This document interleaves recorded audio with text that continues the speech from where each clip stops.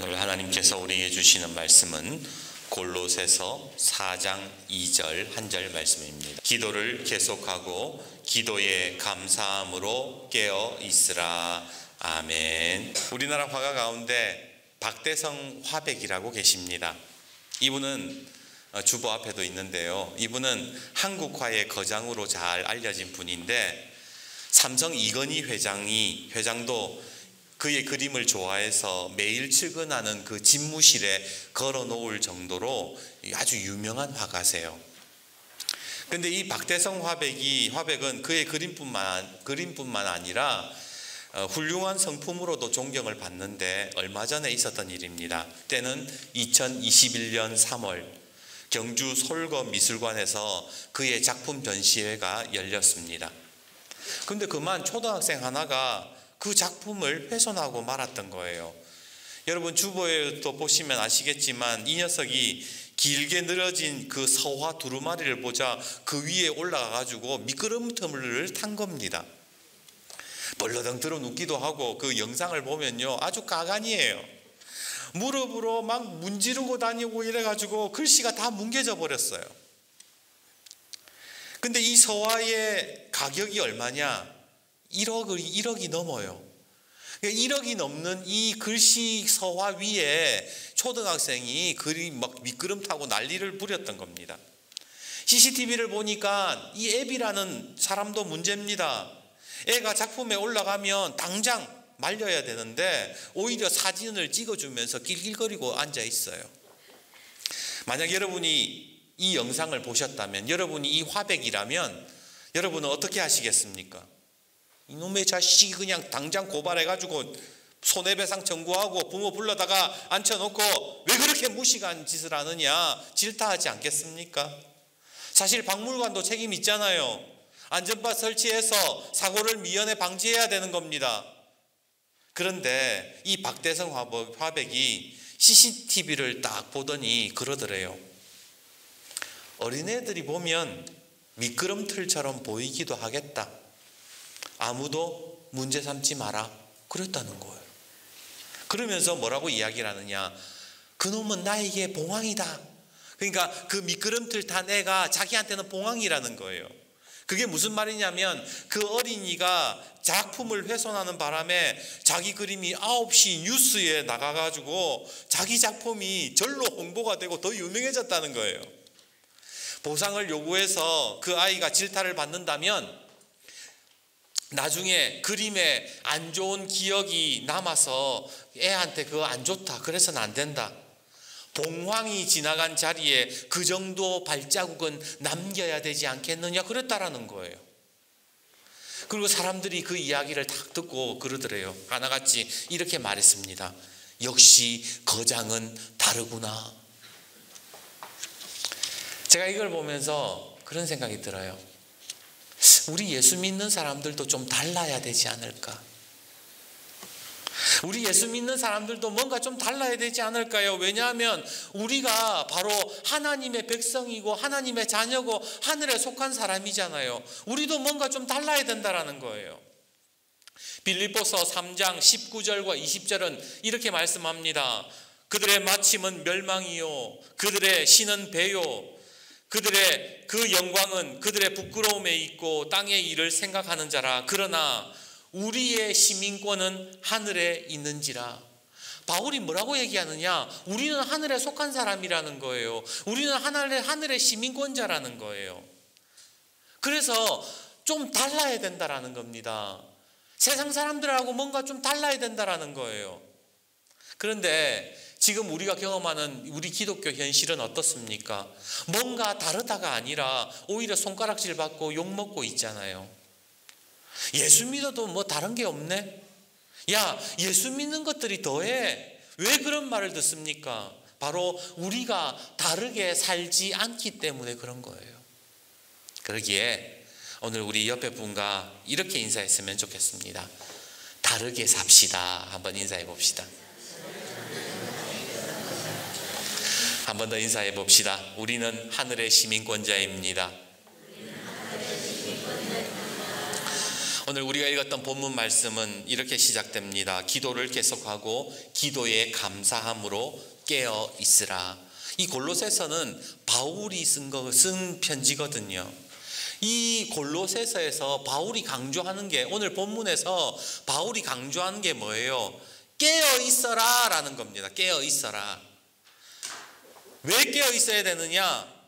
하늘의 시민권자니까, 하나님의 백성이니까 너희들은 뭔가 좀 달라야 되는데 다르려면 깨어 있어야 돼. 바울이 그 이야기를 하는 겁니다.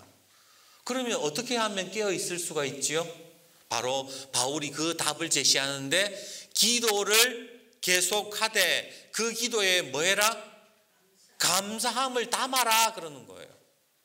깨어 있으려면 기도를 해야 되는데 그 기도에 감사함을 담은 기도가 깨어 있는 것이다. 그렇게 이야기를 했다라는 겁니다.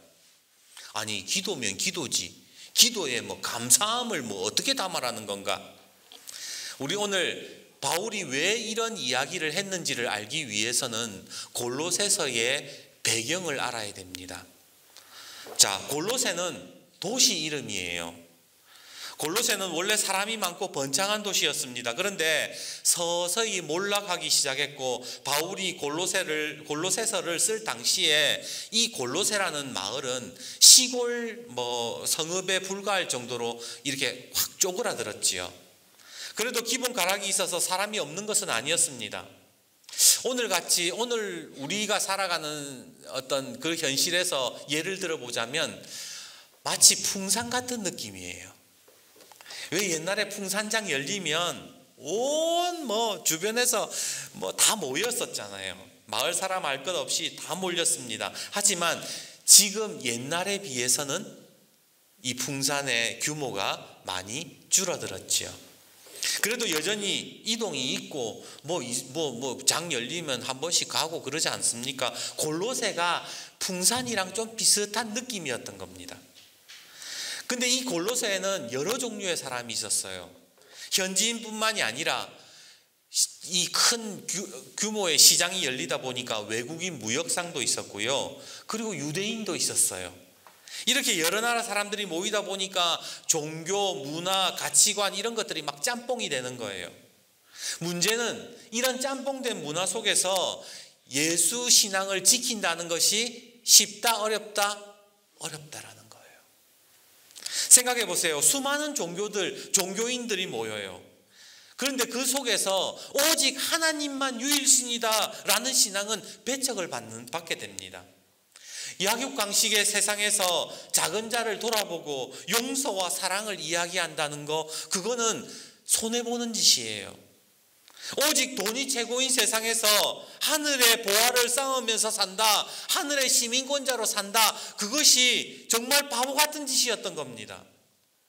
그런데 그렇게 살아가기가 힘든 세상에서 바울이 지금 뭐라고 얘기하느냐? 기도를 하되 기도에 감사를 담아서 깨어 있어야 된다. 지금 골로새 성도들에게 그렇게 이야기를 하고 있더라는 거예요.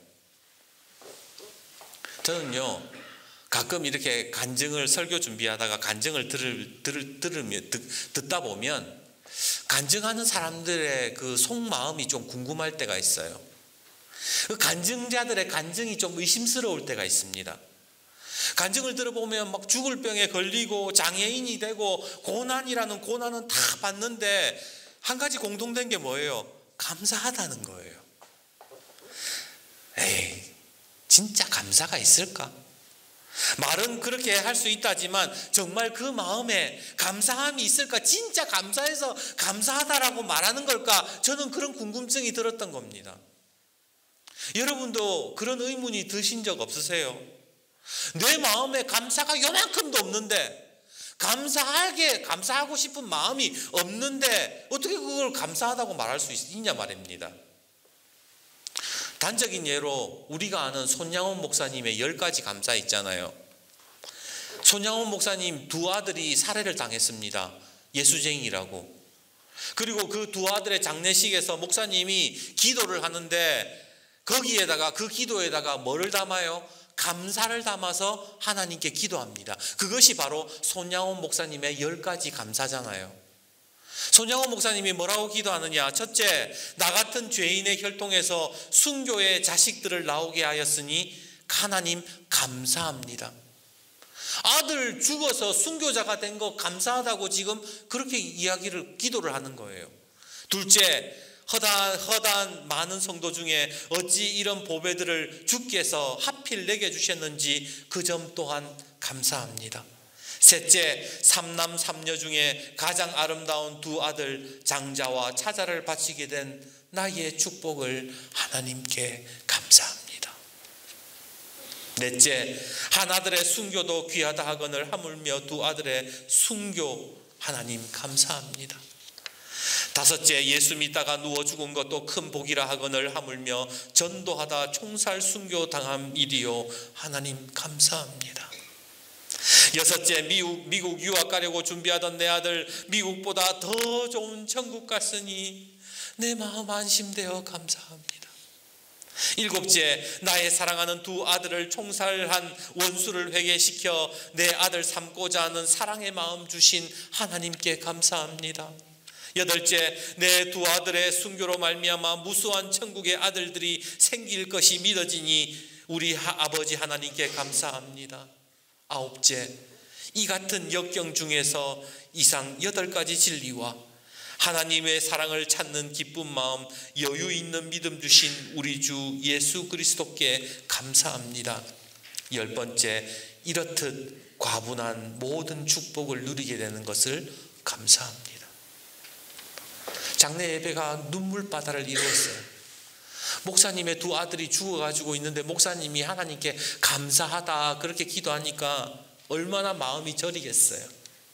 근데 이 손 목사님은 슬퍼하기보다 영광일세 영광일세 내가 누릴 영광일세 그러면서 찬송가를 힘있게 부르고 장례식 후에 감사 헌금 1만 원을 하나님께 올려드렸습니다. 당시 손 목사님의 한 달 사례비가 80원이에요. 그런데 1만 원을 하나님께 감사 헌금을 바쳤다라는 것은 하나님께 너무 감사해서 전 재산을 바친 거예요. 아니, 아들이 죽었는데 무슨 감사가 나오고 어떻게 감사를 담아서 하나님께 기도를 드릴 수 있단 말입니까? 차라리요, 하나님 너무한 거 아닙니까? 하나님 원망하는 게 훨씬 인간적이잖아요. 그게 상식적인 거 아닙니까? 근데 제가 손영원 목사님의 기도를 곰곰이 묵상하다 보니까 이런 깨달음이 들어요. 이 감사는 하나님의 주권을 인정하지 않으면 절대로 드릴 수 없는 감사구나라는 생각이 들었습니다. 여러분, 감사라고 해서요, 다 똑같은 감사가 아니에요. 우리가 흔히 아이고 감사하다라고 하는 것은 뭐예요? 비교해서 나오는 감사잖아요. 누군가 비교해서 내가 좀 더 잘 살고 내가 좀 더 건강해서 그래서 아이고 감사하다라고 이야기를 하잖아요. 그런데 성경은 그런 감사는 감사라고 이야기를 하지 않더라는 겁니다.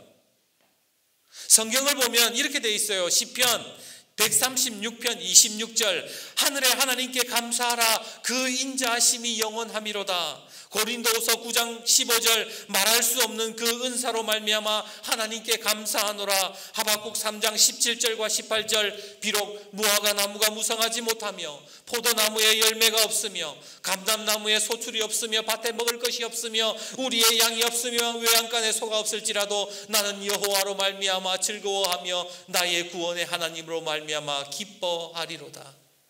성경에 나오는 진짜 감사들을 보면 잘 나갈 때 드렸던 감사가 아니에요. 넉넉해서 드렸던 감사도 아니고 누군가 비교해서 드려지는 상대적인 감사도 아니었어요. 전부 다 눈물 흘리는 상황 속에서 드렸던 감사입니다. 여전히 인생이 힘들고 늘 부족함을 경험하지만 하나님의 절대 주권을 인정하면서 하나님의 인도하심을 믿기에 드릴 수 있는 감사, 그것이 우리의 믿음의 조상들, 믿음의 선진들이 올려드렸던 감사였다는 거예요. 그리고 그 감사함으로 인해서 하나님께 영광 돌리고 그 감사로 하나님이 역사하시는 길을 그들은 만들어 갔던 겁니다. 누군가는 말하지요. 감사할 일이 있어야 감사하지. 그런데 하늘에 속한 사람, 하늘의 시민권자는 다르게 생각하고 다르게 말하더라는 거예요. 오늘 세상 사람들처럼 우리가 똑같이요, 감사한 일이 있어가지고 그거 가지고 비교해가지고 아이고 감사하다 그러면은 여전히 세상 사람들은, 그 사람들은 우리를 향해서 예수쟁이는 다를 게 없다라고 이야기할 거예요. 예수 믿는 것들이 더하다고 이야기할 거예요. 그런데 성경은 다르게 살아야 된다는 거예요. 하나님의 절대 주권을 믿기에 하나님의 인도하심을 믿으며 먼저 감사할 수 있는 것. 내가 하던 일을 망쳤어요.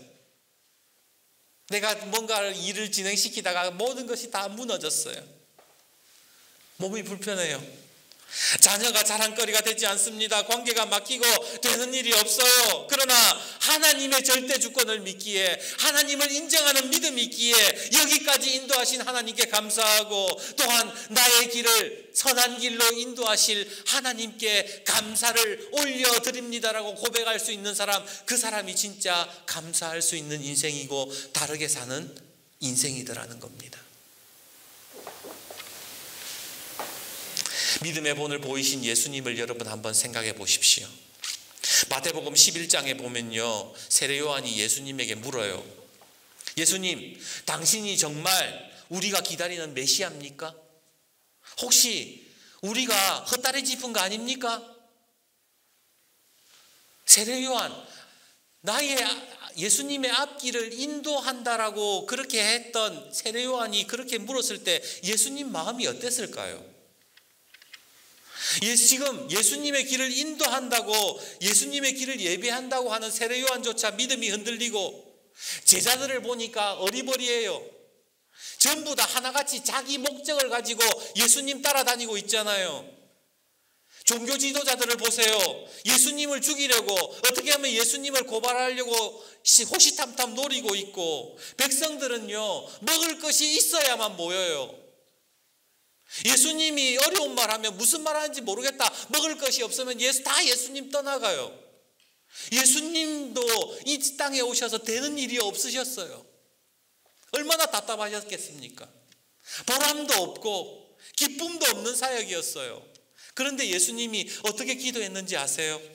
마태복음 11장 25절과 26절에 세례 요한의 그 이야기를 들은 다음 예수님께서 뭐라고 기도하시는가? 그때에 예수께서 대답하여 이르시되, 천지의 주제이신 아버지여, 이것을 지혜롭고 슬기 있는 자들에게는 숨기시고 어린아이들에게는 나타내심을 감사하나이다.